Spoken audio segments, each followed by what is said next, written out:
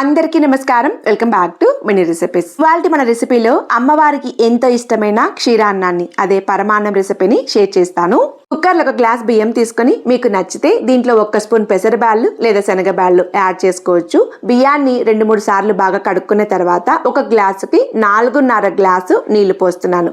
ఎంత మెత్తగా వీలైతే అంత మెత్తగా ఉడికించుకోవాలి. ప్యాన్ లో కొద్దిగా నీళ్లు పోసి ఏ గ్లాస్ అయితే బియ్యం తీసుకున్నామో అదే గ్లాస్ తో బెల్లం 1 గ్లాస్ వేస్తున్నాను. స్వీట్నెస్ ఇష్టపడే వాళ్ళు 1.5 గ్లాస్ అయినా తీసుకోవచ్చు. బెల్లం ఉండలు లేకుండా బాగా కరిగించుకొని పాకం లాగా చేసుకొని పక్కన పెట్టేసుకోవాలి. నెక్స్ట్ ఇక్కడ మనకు బియ్యం బాగా ఉడికిపోయాయి. 4-5 విజిల్స్ కి మెత్తగా ఉడికిపోయింది. ఇలా మెత్తగా ఉడికించుకున్న అన్నాన్ని స్పూన్ తో ఇక్కడే మెత్తగా మెదిపేసుకోవాలి. వేడిగా ఉన్నప్పుడే మెదిపేసుకుంటే బాగా మెత్తగా మెదిగిపోతుంది. నెక్స్ట్ ప్యాన్ లో 1/2 లీటర్ చికెన్ పాలు పోసి దాంట్లో కొద్దిగా మాత్రమే నీళ్లు పోసి దగ్గరుండి బాగా ఉడికించుకోవాలి. పాలు మిగడ కట్టకుండా చూసుకోండి. ఈ పరమాన్నం చేసేటప్పుడు అడుగు మందంగా ఉన్న గిన్నె లేదా లేక ప్యాన్ కానీ తీసుకోవాలి. ఇలా అడుగు మందంగా ఉంటే పరమాన్నం అడుగంటదు.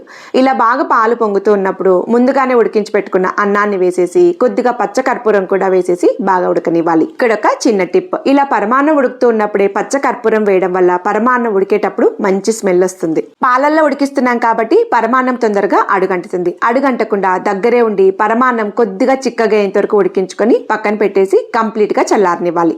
మీకు ఒక డౌట్ రావచ్చు, ఇంత ప్రాసెస్ ఎందుకు, పాలల్లోనే ఒకటేసారి బియ్యాన్ని ఉడికించుకొని పరమాన్నం చేసుకోవచ్చు కదా అని. పాలల్లో బియ్యం వేసి ఉడికిస్తే ఉడకడానికి చాలా టైం పడుతుంది. అందుకే ఫస్ట్ బియ్యాన్ని ఉడికించుకొని తర్వాత పాలల్లో ఉడికించుకొని ఇలా పరమాన్నం చేసుకుంటే టైం సేవ్ అవుతుంది. కంప్లీట్ గా చల్లారిపోయిన పరమాన్నంలో ముందుగానే కరిగించుకున్న బెల్లాన్ని వేసేసి బాగా కలిపేసేయాలి.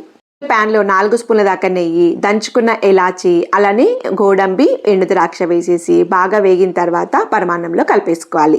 ఈ రెసిపీకి కొద్దిగా నెయ్యి ఎక్కువ ఉంటేనే బాగుంటుంది. పరమాన్నం చల్లారిపోయిన తర్వాత కూడా గట్టిపడదు, ఎందుకంటే పాలు ఎక్కువ వేస్ట్ చేసాం కాబట్టి చిక్కగానే ఉంటుంది. అస్సలు గట్టిపడదు, గంటల తరబడైనా కూడా ఇలానే ఉంటుంది. ఈ రెసిపీ మీకు నచ్చితే లైక్ చేయడం, హైప్ ఇవ్వడం, అలానే ఛానల్ సబ్స్క్రైబ్ చేయడం మాత్రం మర్చిపోవద్దు. మరొక మంచి వీడియోతో మళ్ళీ కలుద్దాం.